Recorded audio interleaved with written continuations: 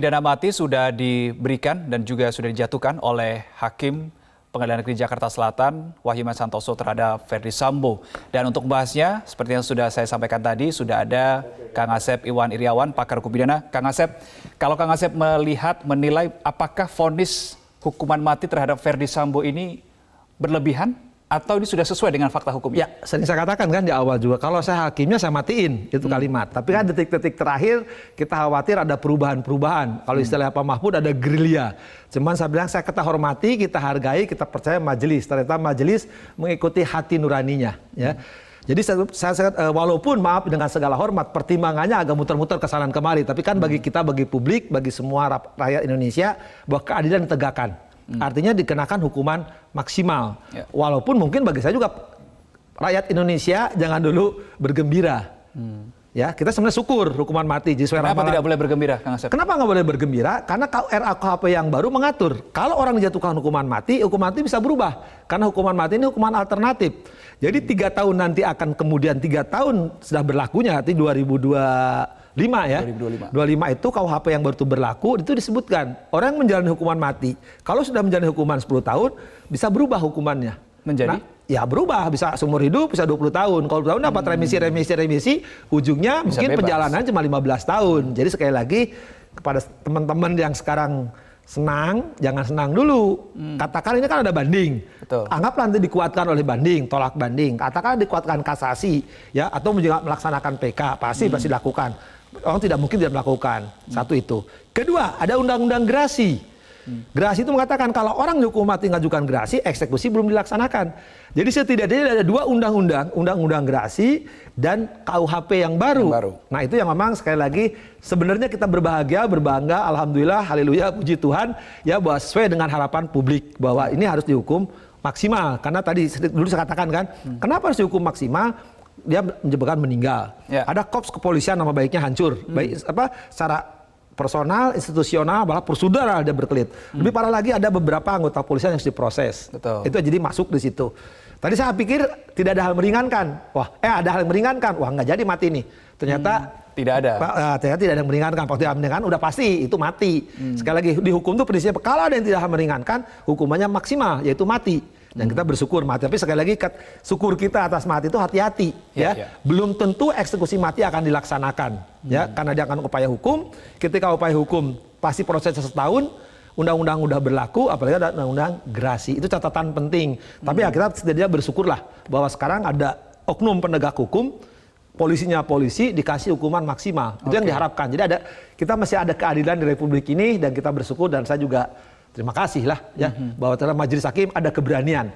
Tapi sebenarnya berarti Kang Asep ini sebenarnya pesimis hukuman pidana mati akan diterapkan pada Ferdy Sambo beneran ini? Ya, termasuk tadi saya ikutin pertimbangan pesimis. Ternyata Kamis udah musyawarah, udah jadi itu putusan ya, matikan musyawarah 69. Karena gini, ini berkembang setelah Pak Mahfud menyatakan ada gerilya. Nah, ada gerilya yang kita khawatirkan. Apalagi saya dengar penjelasan mantan Kabareskrim Pak Susno, dengar mantan Intel Pak Pontoh ya. Kita sebut nama-namanya. Ketika pergerakan ini terjadi, nah yang kita khawatirkan ada 2 teori yang berkembang. Pilihan stabilitas. Stabilitas itu jangan dihukum mati, jangan hukum berat. Karena kalau hukum berat, Sambo bunyi. Karena ada beberapa perkara yang dipegang dia, istilah mereka itu ada trup. Sehingga hukum ringan. Ada kartu as ya, gitu ya. Tapi kalau kelompoknya amputasi, biar keluar semua, kita selesaikan.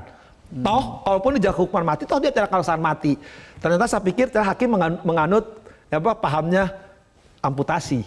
Ya hukum mati lah, kita nggak ada masalah. Toh dia juga nanti kalau lihat undang-undang KUHP yang baru maupun undang-undang gerasi, dia tidak akan dilaksanakan.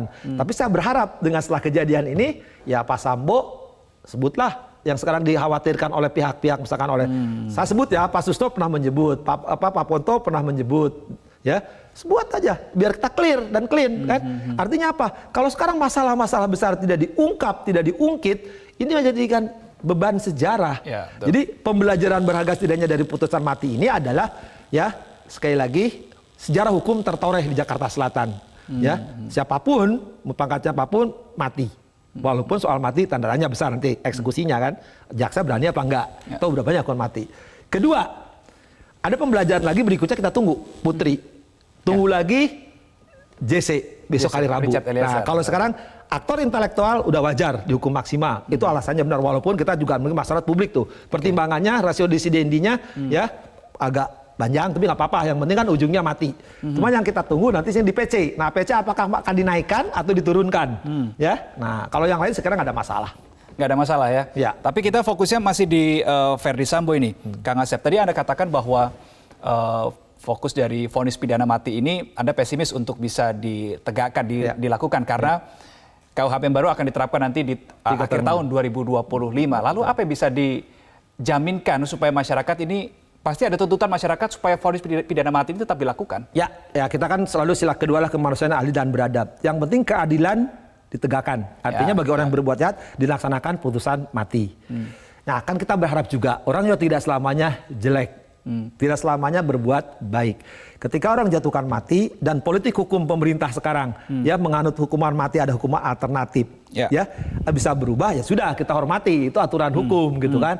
Tapi setidaknya ya sebagian besar, kita sudah benar mengatakan seluruh anak rakyat Indonesia kan, nanti tanya publik yang mana terpuaskan hari ini kalimatnya huruf bukan angka. Walaupun jujur aja, saya detik terakhir termasuk yang pesimis ya, bahwa tidak akan huruf tapi angka. Walaupun di awal sebenarnya kalau saya hakimnya, saya matiin, gampang kok, itu kalimat saya kan. Tapi ternyata sekarang sejarah itu membuktikan mati, dan kala kemudian misalkan, ya kita berharaplah semua orang juga telah pasti berbuat salah, ya ada. Ya kebaikan-kebaikan dilakukan. Ya minimal kebaikan tuh membuka aib. Sebenarnya ada apa di institusi tersebut. Supaya polisi, kepolisiannya bisa bersih gitu kan. Kita dukung posisinya Kapolri gitu kan. Bahwa ternyata bisa dibersihkan. Ya kita akan bersyukur gitu. Baik. Kang Asep, tadi pada saat membacakan analisis yuridis ya oleh pihak Hakim Ketua, bahwa pelecehan seksual kalau kita tadi ikuti, ini tidak ada bukti yang valid, tidak ada bukti yang kuat. Ini apakah berarti mengindikasikan Putri berbohong sehingga nanti dampaknya adalah nanti divonis bagi Putri Chandrawati hari ini? Ya, kalimat pertimbangannya bagus sekali tuh majelis hakim ya, mengatakan bahwa tidak ada bukti-bukti mendukung. Kan sering saya katakan, kan awalnya pelecehan seksual, berubah kekerasan seksual, berubah perkosaan, berubah dibanding. Lebih hebat lagi nih, JPU-nya ngarang lagi. Ada perselingkuhan. Nah, kalimat pertimbangan bagus. Tidak ada bukti yang mendukung, apalagi lebih dari itu. Artinya, sering saya katakan, perkosaan, kekerasan seksual, ya, itu terminologi hukum, kualifikasi hukum, ya harus ada buktinya, ada berkasnya, dan berkas harus diproses, ada putusan BHT. Ini kan baru cerita sepihak, tapi kan berkembang, ya itu yang akan sesalkan. Lu sidang kok ngebahas perselingkuhan, yang terakhir muncul ya kan, ada JPU. Sebelumnya kekerasan seksual, ngapain ngebahas gitu, yang ada. Wong hakim itu dibatasi oleh dakwaan, dakwaannya hanya pembunuhan, ya yang lain kemudian OOJ-nya untuk Sambo dan kelompok 6. Ya ngapain ngebahas yang sifatnya kejahatan kesusilaan yang sudah dinyatakan SP3 dulu oleh Bareskrim kan. Betul. Nah sekarang ngapain dibahas gitu kan, segala macam, wah keluarlah teori-teori. Nah sekarang saya bersyukur kembali hakim menjalankan, tidak ada bukti-bukti untuk itu. Lagi pula ini kan dakwaannya pembunuhan, ngapain? Sering saya kata juga, ini bicara mayat, bukan bicara hasrat, apalagi syahwat. Oke. Tapi kan ada kaitannya soal motif ya. Kalau saya mengutip pernyataan dari ahli yang meringankan Verdi Sambo beberapa waktu lalu, Prof. Elvi Daniel, ia mengatakan bahwa salah satu poinnya motif ini harus jelas.